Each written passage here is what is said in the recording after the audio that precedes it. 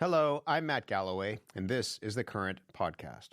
It states quite simply, do you agree that the province of Alberta shall become a sovereign country and cease to be a province of Canada, yes or no? The Alberta lawyer pulled a blue provincial flag off an easel at yesterday's news conference in Calgary, revealing the Alberta Prosperity Project's proposed ballot question.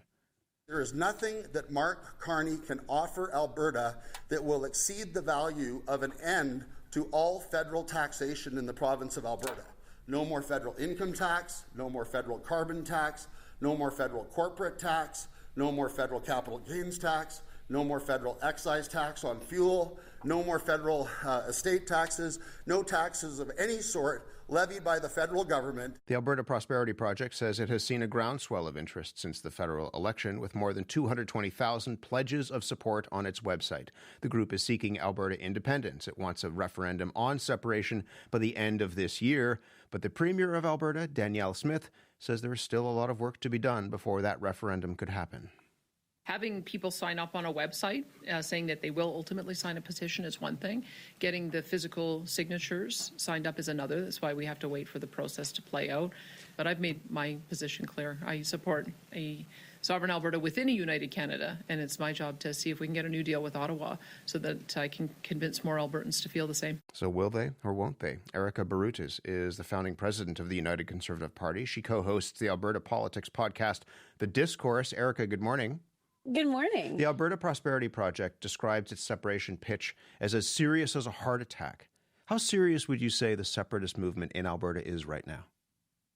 Well, I would say that it is the most serious it has ever been. Since the results of the federal election, which are democratic, I get that there is a growing frustration with our relationship that we've had for decades with Ottawa. And so I do think it's serious. I think that the Premier is doing the right thing in listening to Albertans because this can't be dismissed. But there is, as she's laid out, a due process for that to actually come to fruition. What is the pitch as you understand it? I mean, they're talking about we just heard the long list of no federal taxes, but also that a separate Alberta would get to keep its Canadian passport and entitlements from the Canadian pension plan. So what is the pitch to Albertans? Yeah, I definitely think and I'm not a part of the Alberta Prosperity Group in any way, shape, or form, that they're kind of giving a little bit of falsehood, right? I think if we do go to a conversation of independence or separation, there is a lot more pieces than that to sort out. What is our banking system? What is our infrastructure that we'd have to set up? Do we have military?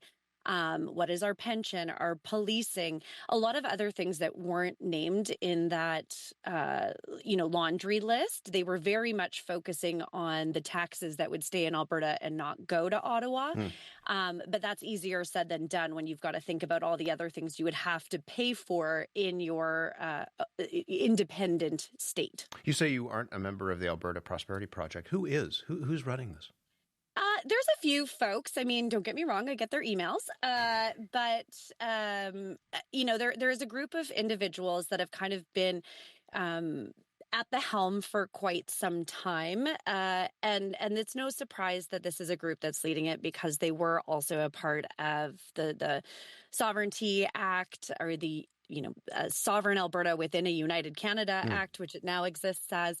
And so there is a group that is and there is a larger group beyond this one group that's having petitions of who is frustrated, myself included, with our relationship with Ottawa. But there are, you're the founding president of the UCP. There are a number of members from the UCP that are at the center or at the very least deeply involved in this, right?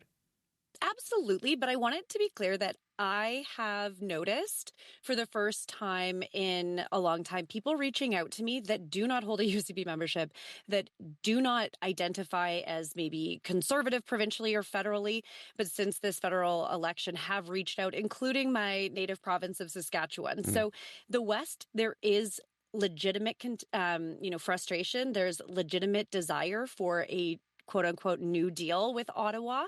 And I'm happy that the Premier's fighting for that because I'd like to exhaust all resources before getting to an independent conversation. But this goes far beyond party lines, and it is, kind of more mainstream Alberta of people that just want us to be equal.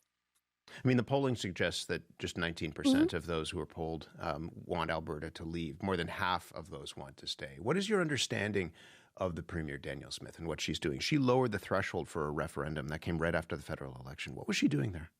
Yeah, well, I will say I was a part of, obviously, as president, when Jason Kenney was running and became premier, he introduced recall legislation. He introduced citizen-led initiatives. Those thresholds, to be honest, were too high. And I also know as former principal secretary to Danielle Smith that these were things that she had talked about wanting to address. We saw it in Calgary, where there was a recall petition for Jody Gondek. The thresholds were far too high, with 600,000 eligible voters, as opposed to, say, the general population or registered voters, I should say. I do believe the belief from some is that she did this to save her own political bacon. That she had to do this because there is a constituency, perhaps a significant constituency within her own party, that if you mentioned Jason Kenney, if she didn't move on this, she would end up with the same fate as Jason Kenney, which would be being tossed out of the party. Yeah, and I don't completely agree with that, because I know that this was on the legislative agenda for quite some time. Now, to your point, the timing is suspicious because it did come right after the federal election. I appreciate that, unlike Doug Ford, she wasn't doing a bunch of stuff against the Conservatives or that could hurt anyone in the federal election. And so she waited till after, which I respect. Now, call a spade a spade. If you put this in and you know that the timing does lead to, like you said, that question, whether it's intended or not, I do think that they could have just said, listen, this was coming, but we held it, and now we're dropping it now. We understand that this is the perception. And I do think, though, that the frustration has grown. It's grown from, 25%, which is kind of always standard in Alberta, to about 37% of individuals wanting to have the conversation about independence. But what sort of pressure is she under from her own party? She was in an event at a riding association last week in which she was asked that question, do you want Alberta in or out? She wouldn't answer the question. She talked about negotiation. She was heckled. And the leader of the organization said, she's either going to decide whether she comes over to our side or not. And if she doesn't, there will be a problem. What sort of pressure is Danielle Smith under? Well, I've been a part of the Conservative movement for a long time. And, there is always that theory that we eat our own and that there is consequences. But to be honest, I think that there's enough individuals within the UCP. She just came out of a leadership where she had 94.5% support. So I think we're a far way away from her as a leadership a challenge within the party. But she has a tough job, as does Prime Minister Mark Carney, right? She is here to unite Alberta. And that is her role and responsibility. And he's got a tough job right now of uniting Canada. So I don't envy either of them, but I don't think that they're in a position where they have to pick a lane. They've got to do what they're supposed to do and work together to find a solution that makes us not ever get to that type of conversation. But what sort of gamble is she taking here? I mean, people have said she's playing with matches in a dry field. You look at what happened with David Cameron, the former Prime Minister of the UK, who floated the idea of a referendum. Suddenly, the UK is out of the European Union. Do you worry about the gamble that and the risk that she's taking here? I would think it was a risk if she went off the premise that she was given a mandate by Albertans to separate, right? Like, this isn't a Quebec situation where in 2023 she did not run on this. And she said that. She's also said, I do not want to separate. My job as premier, and rightfully so, that's what her mandate is to try and find a relationship or a path forward with Ottawa. Do you think if there was a referendum, do you think she would campaign on behalf of keeping Alberta within Canada? I don't know if I think she should campaign one way or not. She's premier. And so I actually like that she's removed herself from it and given it to the process. That to me is the right democratic move. I think there's people that will look for her to have an answer. I am not one of them. But there will be a time, I think, if we can't get a deal or a compromise or a negotiation. I mean, Alberta's been pretty clear what we want from the federal government. And so I think the ball is actually in Mark Carney's court, not Danielle Smith's. Just before I let you go, I mean, do you think that there would be this conversation if the Conservatives won? Part of this is about that issue of democracy. You said this right off the top, that there was a Democratic vote. Is that how democracy works, that if you don't get what you want, you threaten to leave? You know what? No, because I think that this has been decades upon decades of Western alienation. I mean, I know Jared Wesley is coming on. Dr. Jared Wesley is coming on next. He was my TA, so that might be dating both of us. But, Western alienation is a cleavage and a regional issue that we have and we've had for a long time.